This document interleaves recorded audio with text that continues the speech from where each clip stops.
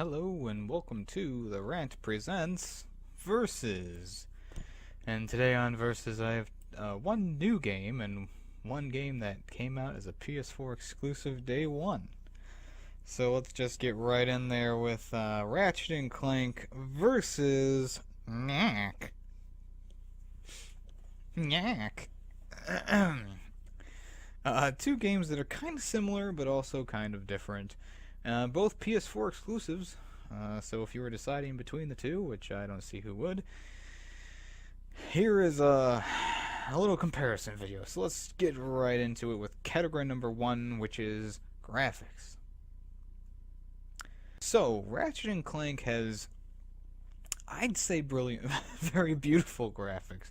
The fur on Ratchet is very well rendered. Every character looks unique and has a very nice, healthy glow to them, I guess you could say. I really enjoyed looking at this game. Ratchet & Clank is a beautiful game to look at. Every world looks different and unique. Each enemy is designed very, how would you say, efficiently, effectively. We'll just say each enemy is designed very well. And really, all in all, it just looks like a great game. I really love the graphics in this game. They look spectacular. As for Knack, I don't know why I keep saying it like that. Knack. As for Knack, the graphics are solid. There's a nice there's nice graphics throughout the whole thing. Kind of looks cartoony, but also very, like a regular stylized graphics, cool quality. But all in all, you have to give it to Ratchet and Clank. They really stepped up the game with the more cartoony graphics, yes, but they look extremely good. So that's why Ratchet and Clank gets the point in graphics. Next up is category number two. And category number two is gameplay. And the gameplay for Ratchet and Clank is very well done. You have a plethora of weapons to choose from and gadgets to use throughout the game. And the controls are very solid. There's actually two buttons for each thing you want to do, I guess, except for hit. So you could use either O or R2 to shoot. L2's the aim, of course, and etc., etc. I don't need to go over the control scheme with you, but it works. It flows very nicely, and really, all in all, it's a very nicely polished game as gameplay-wise. You can, jumping and doing wall jumps and stuff like that. Very well done. The only thing with the gameplay section that I was, it just didn't work as well as I was hoping it would, was the flying sections. There's a few levels in the game, I'd say probably 2 or 3, where you fly and shoot stuff. And I just thought it didn't work too well. It wasn't the best controls for those. But pretty much everything else is great. Even the hoverboard sections I found were very tight and very well done. And then Knack, on the other hand, the controls are fine. The only all the gripes I have with the control scheme is this weight. It's very basic. One button for punch, one for jump, and that's literally it. I know the game doesn't have guns or anything in it, but I think they should have varied it a little bit. Have a heavy attack, have a light attack, have a stomp attack. Do something that just makes the gameplay a little bit more varied. So that's why Ratchet and Clank gets a point in the gameplay department. Category number 3 is weapons and gadgets. And Ratchet and Clank, like I said earlier, has a good amount of weapons and gadgets to use, all of them unique and different in their own way.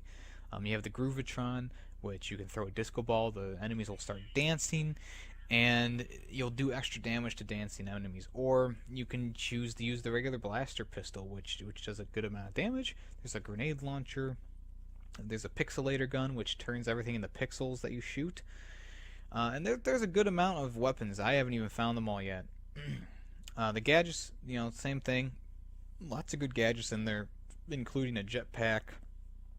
There's mag boots are back. Um, what else? Oh, there's a there's like a helicopter mode you can go into with Clank. All good fun.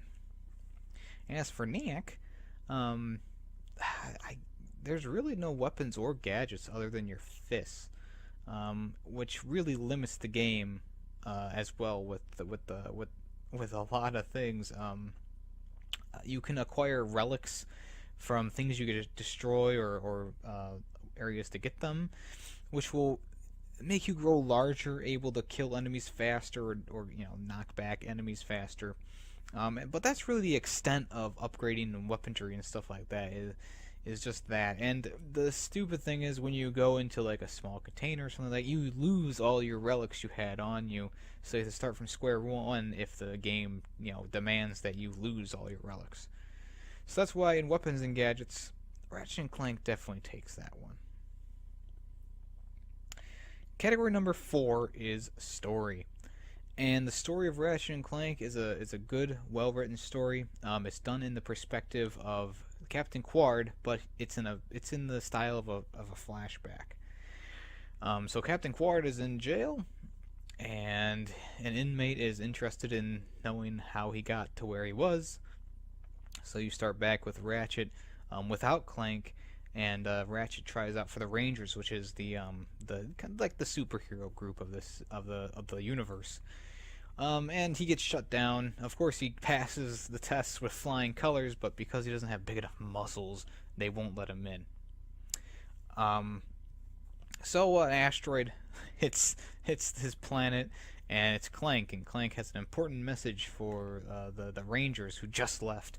So you have to travel to the Rangers' home planet, and it's actually under attack by the Blarg.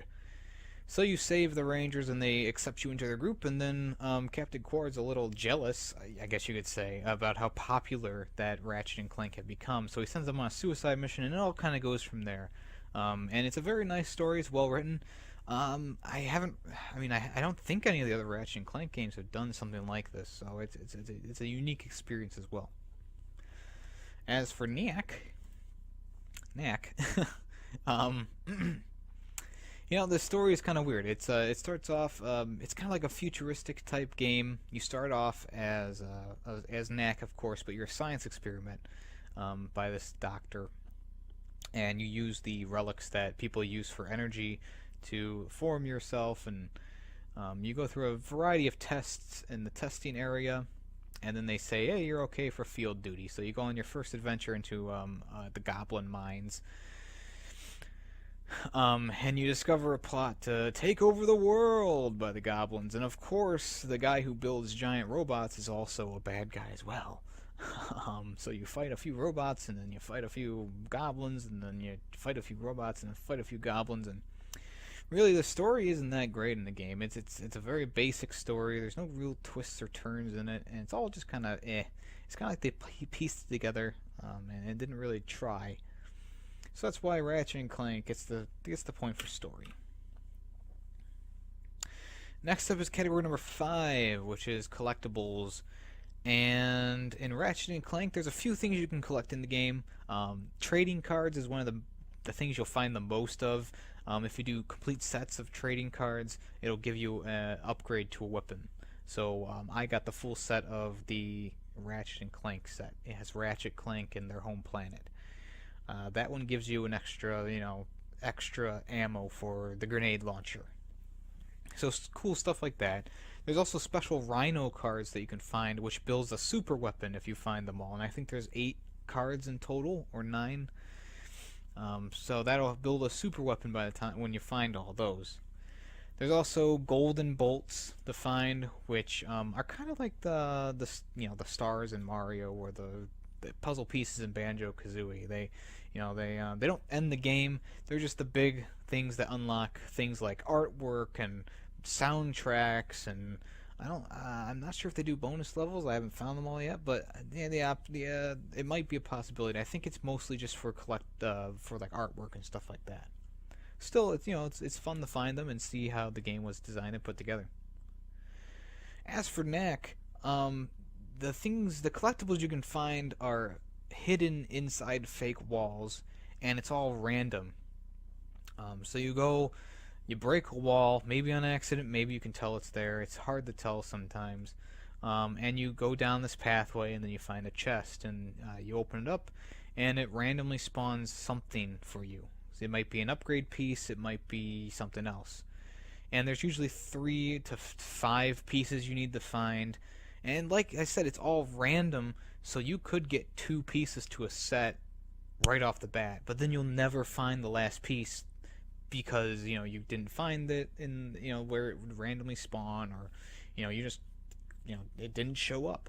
So it's kind of a little bit of a BS situation, and I feel like if they had just not made it random, you just find the pieces that you need to find, it would have been a lot better. So that's why Ratchet and Clank gets a point in the collectibles section. Next up is category number 6, which is boss fights. And this is really important for these games because boss fights are the backbone of a lot of these 3D open world kind of games. And the boss fights in Ratchet and Clank are actually quite fun, and they are a little challenging. The first boss you actually face is a giant, what would you call it? A frog-like creature that shoots fire out of its mouth and charge shots you and stuff like that. And it's a fun fight. And a lot of the boss fights in this game are really fun. Even though they're kind of limited, there's not too many boss fights, but the ones you can do are very fun to do. As for Knack, the boss fights are very challenging, and there's a good amount of variety in each of the boss fights, but they're essentially all the same thing. You jump over this, you duck under that, and then you punch him in the face a few times, and it's over. But there is a lot of challenge to it. I know that Knack is a kid's game, and so is Ratchet and Clank, I guess. But when you get that level of challenge that even I am struggling with a boss fight, you've kind of designed your game more towards a different demographic. I feel like they should have made the boss fights a little bit more fair, a little bit more even. And all in all, I did enjoy Ratchet and Clank's boss fights a lot more than Knack's. So that's why Ratchet and Clank gets a point in the boss fight category.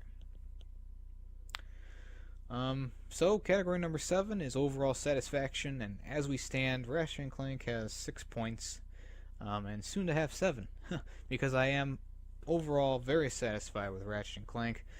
Knack was, I don't know how to put this. Knack was like an game. Like it just wasn't put together very well. The only thing that really had going for it was the graphics. The gameplay was very linear. There really wasn't much to do. The boss fights were challenging, but they were so challenging that I just didn't want to play anymore because you've tried it 20 times and you still can't get through it, and it's a freaking kids game. There's a problem there. This isn't Dark Souls. And then the storyline is just boring and mundane, and it's just run of the mill. So that's why, all in all, Ratchet and Clank is a very excellent game. And if you really were debating whether to get Knack or this game, and it all came down to what I'm saying right now, definitely go for Ratchet and Clank. Yeah, it's $40 right now, which is actually pretty good in the terms of video games because it's actually like a full game. And I know Knack has probably gone down in price a lot. It's probably like $15 now. But I really would recommend getting Ratchet and Clank over Knack. I think that about wraps it up. Thank you for listening. If you enjoyed this episode, I do have more Versus episodes. I think this is like the 20th or something. I don't know. But they're also all on the Rant channel under a nice playlist. So there's these that I do. The other person I do this channel with, Robert, he does a segment called 5-Minute Reviews. He has a lot of information in a short amount of time, some good gameplay in the background, only 5 minutes long, but it's a lot of information. You can go and check those out as well. We do live gameplay streams on the weekends, so Saturday mostly. Usually starts around 3 o'clock, and we try to do it regularly, so you can always tune in on those days. And then we also have our main podcast, which is the Rant. We talk about everything to do with comics and video games. So if you're a giant nerd like us, you'll enjoy that as well. If you like listening to my voice, you can always check out my channel, which is Jarsh's Opinion. I'm sure there'll be a link down in the description. I have video game reviews. I have my own podcast or video podcast on there called Jarshcast. I have video game clips on there. I have a Left 4 Dead series that I do with my girlfriend and my other friend Nick. We mod out the game and just have a lot of fun. I also do what's called video game commentary, where I kind of talk about videos that are on YouTube, and I try to make fun and do funny things, I guess. I don't know. But that and more on my channel if you want to check it out. As I said before, thank you for listening. I hope you had a good time. If you did, please leave a like. Subscribe if you want to. We can always use more subscribers. If you didn't like the video, you can dislike the video, and I will compare you to